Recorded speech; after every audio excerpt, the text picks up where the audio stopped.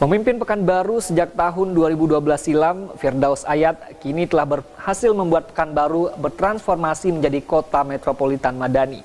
Indikator keberhasilan kepemimpinan Firdaus Ayat terlihat nyata di segala leading sektor.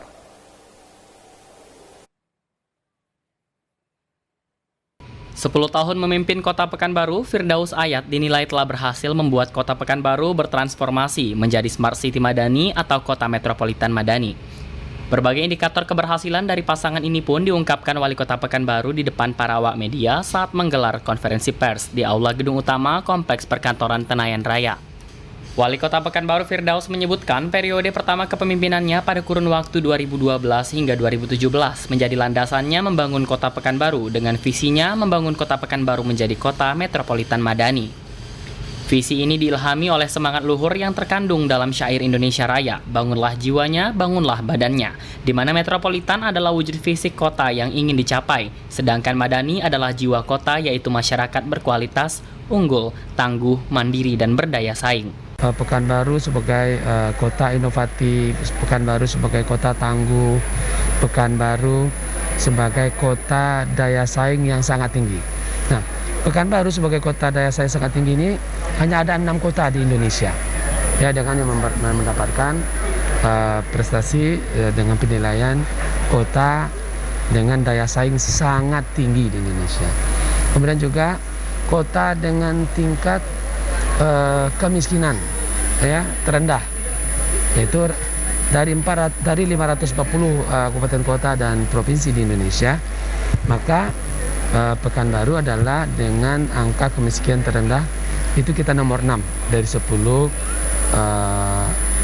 kabupaten kota yang ada di Indonesia. Kemudian banyak lagi Pekanbaru sebagai kota tingkat pelayanan publik, ya, termasuk juga wali kota sebagai pembina pelayanan publik, dan juga di dalam pelayanan publik ini kita menjadi model nasional, ya, dan juga terbaik nasional. Dan di dalam ekonomi investasi, ya, dari hasil dari pelayanan publik tadi, maka investasi Pekanbaru 8 tahun berturut-turut, ya, mulai 2014 sampai 2021 yang lalu. Nah, di tengah pandemi Covid pun kita juga menjadi kota tujuan investasi yang terbaik di Indonesia.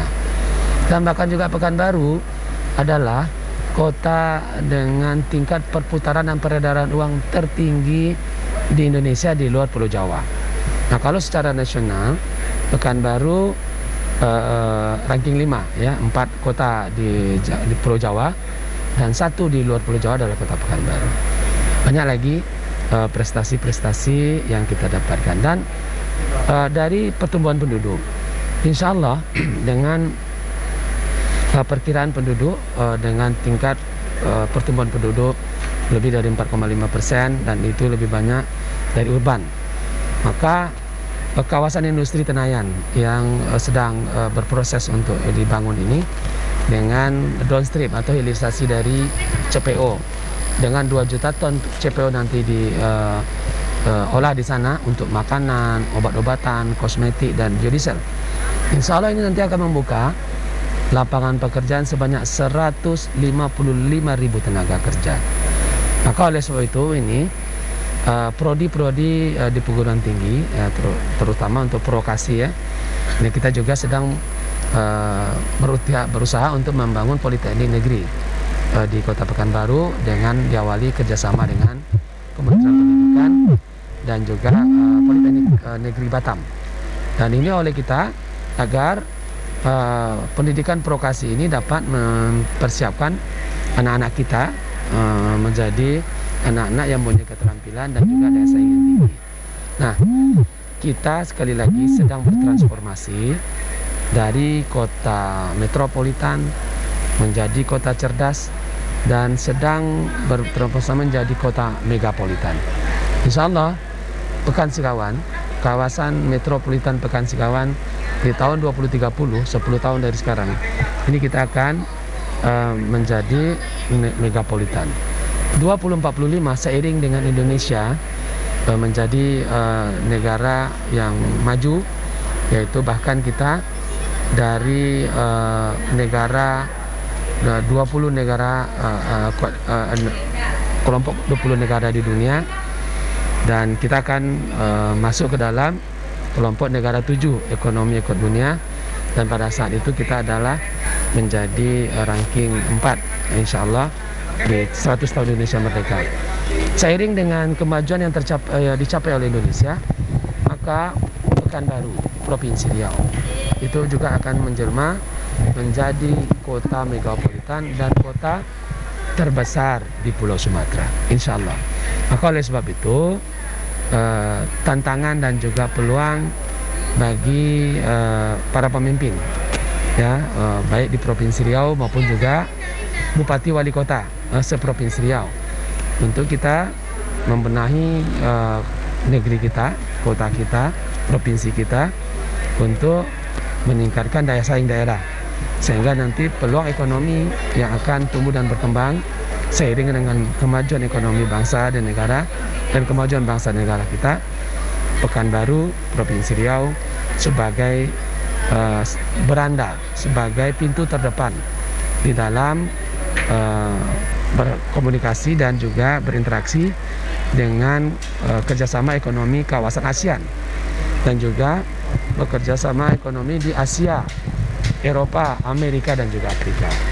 Maka oleh sebab itu tempat letak geografis kita sangat strategis ini adalah memberi peluang bagi kita untuk menjadi negara maju. Maka impian saya dan impian kita tentunya menjadikan Pekanbaru the capital city of Sumatera dan juga menjadi kota megapolitan berkelas dunia.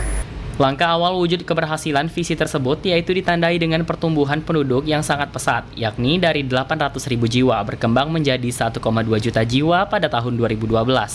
Tingginya pertumbuhan penduduk ini pun dibarengi dengan berkembangnya akses pembangunan seperti jalan dan pelayanan publik. Banyak indikator keberhasilan yang bisa dilihat, apalagi ketika berbicara terkait kebutuhan dasar masyarakat, pembangunan jalita atau jalan, listrik, air, transportasi, dan telekomunikasi bisa diukur bersama. Di bidang pembangunan jalan misalnya, telah banyak pembangunan jalan yang tercapai di Kota Pekanbaru, baik pembukaan jalan baru, peningkatan perbaikan jalan, dan bahkan sudah dibangun jalan Outer Ring Road. Peningkatan perbaikan jalan dan bahkan sudah dibangun jalan Outer Ring Road. Begitu juga dengan manajemen penyediaan air bersih yang turut berjalan dengan baik melalui skema KPBU SPAM. Dalam bidang kelistrikan juga disebutkan Firdaus, dirinya telah berhasil membuat Kota Pekanbaru jarang mengalami pemadaman listrik.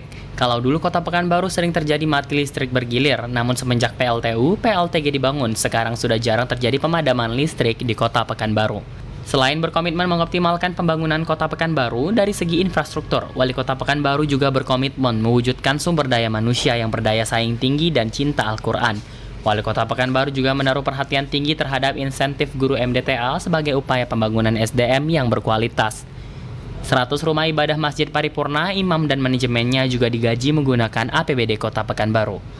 Pembangunan rumah sakit Madani juga menjadi salah satu indikasi keberhasilan Firdaus Ayat dalam meningkatkan pelayanan kesehatan terhadap masyarakat. Di masa kepemimpinannya, Firdaus Ayat selain sudah dibangun rumah sakit milik Pemko Pekanbaru, juga telah banyak dibangun klinik-klinik oleh pelaku usaha. 28 puskesmas yang ada di Kota Pekanbaru pun sekarang ditingkatkan layanannya dari rawat jalan menjadi rawat inap. Peningkatan layanan transportasi bagi masyarakat juga sudah dirasakan sejak Firdaus Ayat memimpin Kota Pekanbaru. Jika dulu armada Transmetro Pekanbaru hanya sekitar 20 unit, sekarang bus Transmetro Pekanbaru sudah lebih dari 100 unit lebih dan telah ada koridor menjangkau wilayah Pekan Sikawan. Tidak hanya itu, di masa kepemimpinan Firdaus Ayat juga telah dibangun beberapa flyover yang mendukung kecepatan mobilitas masyarakat. Ketika orang berbicara pembangunan, artinya tidak serta-merta menggunakan dana APBD, karena pemerintah menyesuaikan dengan kemampuan anggaran daerah yang hanya 10% untuk membangun kota. Sedangkan yang paling berperan membangun kota adalah pelaku usaha atau investor. Tapi pelaku usaha dan investor hanya akan datang kepada kota dengan potensi besar. Dan Kota Pekanbaru di bawah kepemimpinan Firdaus Ayat telah sukses menarik perhatian investor. Kawasan industri Tenayan juga sedang dibangun sebagai salah satu proyek strategis nasional yang akan mendatangkan 150.000 tenaga kerja di Kota Pekanbaru. Lahan KIT sendiri telah diserahkan Pemko Pekanbaru kepada PT SPP sejak tahun 2021 lalu. Proses penyerahan itu pun sudah disertai dengan penyertaan modal, sehingga KIT telah dikelola PT SPP sejak saat itu. Kawasan industri Tenayan sendiri juga telah masuk dalam Rencana Pembangunan Jangka Menengah Nasional 2020-2024. Artinya KIT masuk dalam prioritas berdasarkan Peraturan Presiden Nomor 18 Tahun 2020. Saat ini PT SPP sendiri tengah melengkapi beberapa hal seperti perbaikan master plan atau rencana induk.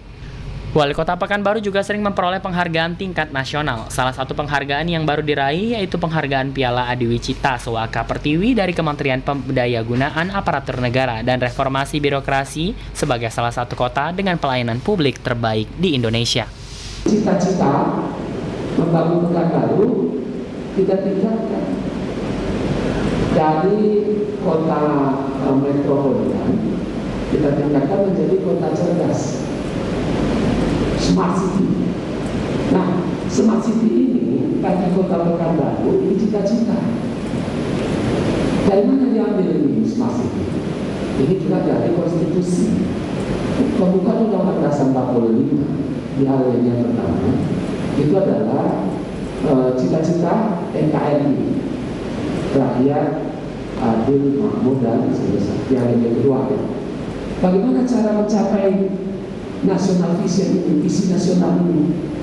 Maka di alinea keempat ditegaskan mencerdaskan kehidupan bangsa. Hanya dengan bangsa yang cerdas, kesejahteraan itu ada, keadilan itu ada, kebahagiaan itu ada bagi rakyat Indonesia. Oleh sebab itu, nah di dalam pembukaan Undang-Undang Dasar 45 ini termasuk cita-cita berbangsa dan bernegara, dan juga bagaimana mencapainya. Inilah yang disebut dengan national vision, dengan visi nasional NKRI. Nah, bagaimana cara mencapai visi nasional NKRI itu? Mencerdaskan kehidupan bangsa.